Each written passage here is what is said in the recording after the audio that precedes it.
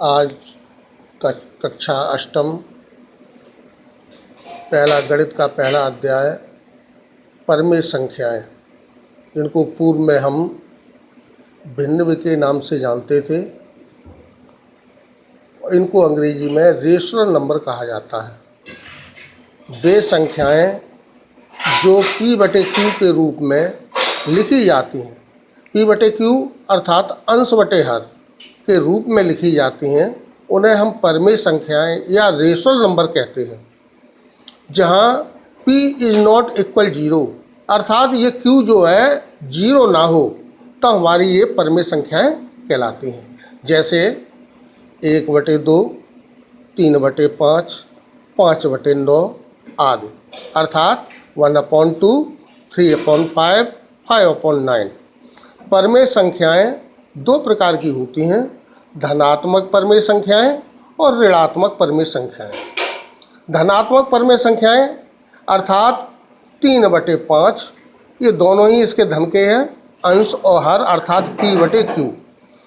धन 1/2 अर्थात +1/2 जो है वो भी आपका धनात्मक परमेय संख्या है। 1/3 अर्थात 1/3, ये भी आपकी परमेय संख्या धनात्मक है। और ऋण 3/5 अर्थात ऋण 3/5, ये भी आपकी परमेय संख्या धनात्मक है। अर्थात इसके अंश और हर दोनों के ऋण लगे हुए, ऋण से ऋण कट जाता है, इसलिए ये भी धनात्मक परमेय संख्या कहलाती है। इसी प्रकार इसी क्रम में ऋणात्मक परमेय संख्याएं ऋण 3/5, 1/2 और ऋण 1/3, अर्थात ये परमेय संख्याएं दो प्रकार की हैं। इन दो परमेय संख्याओं को हमको आगे इनके बारे में सीखना है। परमेय संख्याओं पर संक्रियाएं, संक्रियाएं अर्थात गणित में की जाने वाली क्रियाएं, जैसे पूर्णांकों व भिन्नों पर जोड़ना, घटाना, गुणा और भाग की क्रियाएं की जाती हैं।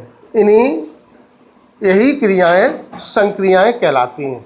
अर्थात गणित में योग संक्रिया, घटाने की संक्रिया को व्यवकलन संक्रिया भी कहते हैं।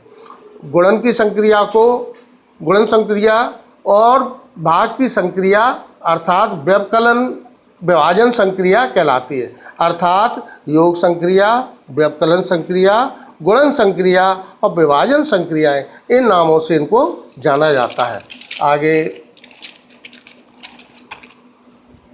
ये परमेय संख्याएं हैं, इनको हर को धनात्मक रूप में बदलना, अंश को धनात्मक रूप में बदलना। जब हमको इनको परमेय संख्याओं को हर को धनात्मक रूप में बदलते हैं तो ऋण 1 का अंश और हर दोनों में गुणा कर देते हैं। जैसे 4/15, इसमें हर ऋणात्मक है, इसको धनात्मक करना है तो ऋण वो 4 में ऋण 1 का गुणा करेंगे और ऋण 15 में ऋण 1 का गुणा करेंगे, अर्थात ऋण 1 का अंश हर दोनों में गुणा कर देंगे, या p/q में दोनों में गुणा कर दिया जाएगा। ऋण का और धन का गुणा ऋण हो गया, 4/1 का गुणा 4, ऋण का धन हो गया 15/1 का गुणा 15, अर्थात ये आपका हर जो है वो धनात्मक हो गया। यहाँ अंश जो है ऋणात्मक है, अंश को धनात्मक बदलेंगे, यही क्रिया यहाँ करेंगे, अंश और हर में ऋण 1 का गुणा करेंगे। ऋण 3/7 में ऋण 1 का गुणा करेंगे, ऋण का धन 3 हो गया और ऋण और 7 का गुणा करेंगे, ऋण 7 हो गया, यानी इसमें अंश धनात्मक हो गया। इस आधार पर इसकी प्रश्नावली, पहली प्रश्नावली है अभ्यास 1A। इसका पहला प्रश्न 4/5 धन ऋण 2/5। इसमें हर इन दोनों परमेय संख्याओं के समान है। हर जब समान होते हैं तो हर जो है वो आ जाता है और उसके अंश जो है उन दोनों को हल किया जाता है। अंश में पहला अंश 4, दूसरा अंश ऋण 2, तो 4 में से 2 घट जाएगा, 2/5। 4 में से 2 गया 2, 2/5, हर की जगह हर आ गया। इसी क्रम में ऋण 4/5 धन ऋण 2/5, इसमें ये ऋण का अंश है और ये हर का है, इसको भी हम अगर धनात्मक बदलेंगे तो ऋण 1 का गुणा कर दें, या ऋण से ऋण कट गया तो 4/5 ये धनात्मक परिमेय संख्या हो गई आपकी। धन ऋण इसका अंश बदलेंगे, हर कभी भी ऋणात्मक होते हैं उनको हल नहीं कर सकते हैं जब जोड़ना और घटाना होता है, तो इसलिए इसे हर को धनात्मक करेंगे 2/5। तो अर्थात ऋण का मल्टीपल करेंगे ऋण 1 का अंश हर में, तो ये आपका हो जाएगा ऋण 2/5। अब 5 हर इसके समान है, हर नीचे आ जाएगा और अंश को हल करेंगे 4 ऋण 2 बराबर 2/5। इसका 2/5, इसका भी उत्तर 2/5। ये इस प्रश्नावली का पहला प्रश्न आपने हल किया। संख्या रेखा की सहायता से सरल करना। संख्या रेखा की सहायता से जब हम परिमेय संख्याओं को हल करते हैं तो पहला क्वेश्चन है इसका 3/4 प्लस कोष्टक ऋण 3/2। इसके हमें हर समान करने होते हैं, जब भी हम संख्या रेखा पर प्रदर्शित इसे कर सकते हैं।